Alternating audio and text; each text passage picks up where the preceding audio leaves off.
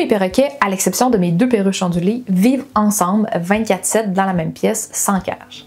C'est quelque chose que j'ai eu la chance d'enfin réaliser il y a à peu près 1 an.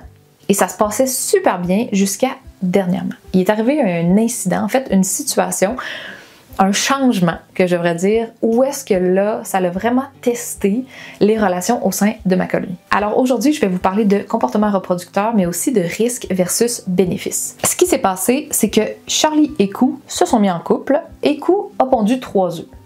Donc, mes gris d'Afrique, 2 gris d'Afrique, ont décidé qu'ils allaient fonder une famille. Je tiens à préciser tout de suite que non, c'est pas quelque chose que je suis d'accord. Donc, il y a assez de perroquets comme ça en captivité. On n'a pas besoin d'autres oiseaux. Et si je veux d'autres gris d'Afrique, parce que je capote sur les gris d'Afrique, on se le cachera pas, j'adore ces oiseaux-là, je vais en adopter un des centaines ou milliers qui se cherchent une famille. J'ai pas retiré les œufs. Pour la simple et bonne raison que c'est pas quelque chose qu'il faut faire. Si vous retirez les œufs, la femelle va se dire « Ah, ils ont été mangés ». Et elle va répondre. Je veux pas qu'elle s'épuise, mais je veux pas des bébés. Je savais pas s'ils étaient fertiles, j'avais aucune idée, mais jour 1 ou 2, je suis allée les prendre. Je me suis assurée que Cou et Charlie étaient un petit peu plus loin. J'ai gardé ça positif, dans le sens où je les ai pas forcés à s'éloigner des œufs, je les ai amenés ailleurs, j'ai donné des récompenses. Et d'ailleurs, tout l'entraînement, tu sais, je vous parle souvent d'entraîner les oiseaux, et c'est ça l'importance, d'avoir une base, d'avoir une relation, d'avoir des comportements que les oiseaux connaissent, comprennent, puis qu'ils sont capables de faire, même s'il y a des très grandes distractions. Donc ici, on parle de coco, de leurs œufs. Et donc, pour empêcher que les œufs se développent, je suis allée les secouer, tout simplement. Donc, jour 2, secoue l'œuf, redépose. Pendant que je faisais le ménage, je me suis rendu compte que Charlie pourchassait Nairobi.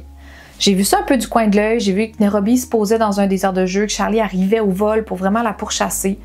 Elle allait se poser un petit peu plus loin, puis Charlie, il s'en allait comme pour la suivre, elle s'est posée à un autre endroit, puis il est vraiment retourné au vol pour la pourchasser. Là, tout de suite, je me suis dit, OK, il se passe de quoi? Ce qui est important de dire, c'est que Charlie avait commencé à être très hyper vigilant. À chaque fois que je rentrais dans la pièce, je voyais qu'il regardait tout ce que je faisais, qu'il était vraiment en mode « OK, je dois être partout à la fois ». Mon réflexe, ça a été de prendre Charlie et le mettre dans son transporteur.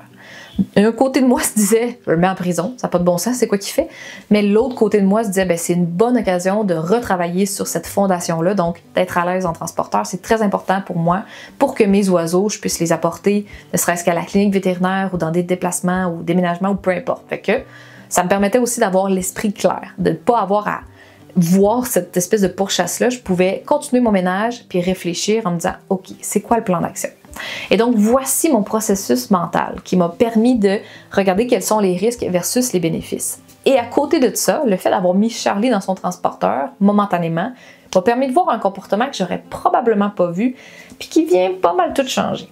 J'avais vraiment tendance à mettre la faute sur Charlie. C'est lui qui pourchassait Nairobi après tout. J'ai pas vu que Nairobi avait fait ou commis quelconque faute. Mais dès que Charlie s'est retrouvé dans le transporteur, ah là, j'ai vu qu'est-ce que Nairobi faisait. Donc, je vous rappelle, Nairobi, c'est mon perroquet de meilleur, qui est la plus petite de la pièce, et elle s'approchait vraiment des œufs. Elle était hyper curieuse à qu'est-ce qui se passe. Donc, Cou avait pondu au sol, à côté de la boîte que j'ai faite autour du chauffage au glycol. Donc, la boîte, la fameuse boîte qui ressemble non bien à un nid. Fait qu'elle regardait, elle se posait hyper proche. Donc, elle était super curieuse. Et le comportement de Charlie est 100% normal. Qu'est-ce que tu fais à t'installer aussi près de ma femme avec ses cocos? C'est pas quelque chose qui est vraiment acceptable. Sur le coup, je me disais, bon, ben, la solution, ça va être de prendre Nairobi puis de la sortir de la pièce. Donc, la retourner en cage, parce que j'ai pas une autre pièce, ok? J'ai pas 2 pièces aménagées pour les oiseaux. Et là, je trouvais ça vraiment terrible parce que Nairobi, c'est plus le même oiseau depuis qu'elle vit dans la pièce. Depuis qu'il n'y a plus de cage, c'est un oiseau qui est facile d'approche, qui va embarquer vraiment volontairement facilement sur ma main. Elle vient presque, ben, c'est déjà posé une couple de fois sur ma tête. C'est pas quelque chose que j'accepte vraiment, je trippe pas là-dessus. Mais c'est vraiment un oiseau qui a comme sorti de sa coquille, elle est full curieuse, elle va voir tout. Ça y en prend vraiment pour avoir peur. Alors que dans sa cage, un petit changement, un mouvement brusque, quelqu'un qui rentrait, elle paniquait au point d'en perdre ses rémiges. Si je la ramène dans une cage, j'enlève beaucoup à cet oiseau-là. Est-ce que je vais revoir la version de Nairobi d'avant? Puis alors, je me suis dit, OK, on va regarder c'est quoi les risques versus les bénéfices. Qu'est-ce que j'ai regardé? C'est premièrement, est-ce que le comportement de Charlie y est prévisible? Et la réponse, c'est oui. Donc, j'ai ramené Charlie, je l'ai laissé dans la pièce, puis j'ai regardé voir qu'est-ce qui se passait. Et tant sur longtemps que Nairobi n'approchait pas les œufs, Charlie n'en avait rien à cirer.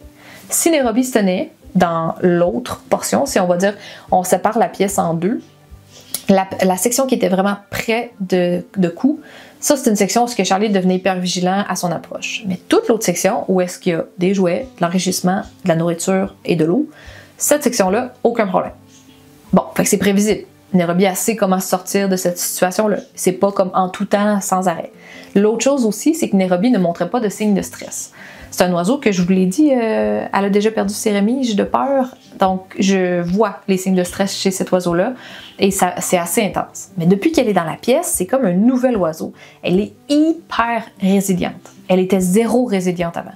Un petit quelque chose, là, ça changeait tout, et ça, c'est pas surprenant, parce que plus on donne de l'espace, plus l'oiseau a la possibilité de fuir, et en fait, souvent plus ils sont résilients. Donc, pas de stress de Nairobi, en plus qu'elle y retournait. Il y a des endroits bien clairs où est-ce que, oh, là, elle se met en position de danger, d'autres endroits où est-ce qu'elle est 100% en sécurité. Elle pouvait quand même avoir accès à l'eau, à la nourriture, à de l'enrichissement aussi. En plus de ça, elle a une très bonne relation avec Chico, et donc il y a vraiment un lien qui s'est développé entre eux. Je dirais pas jusqu'à dire que c'est un couple, mais il y a vraiment une relation forte. Et donc là, est-ce que j'aurais séparé aussi Chico? Est-ce que j'aurais sorti Chico de la pièce pour le mettre dans une cage?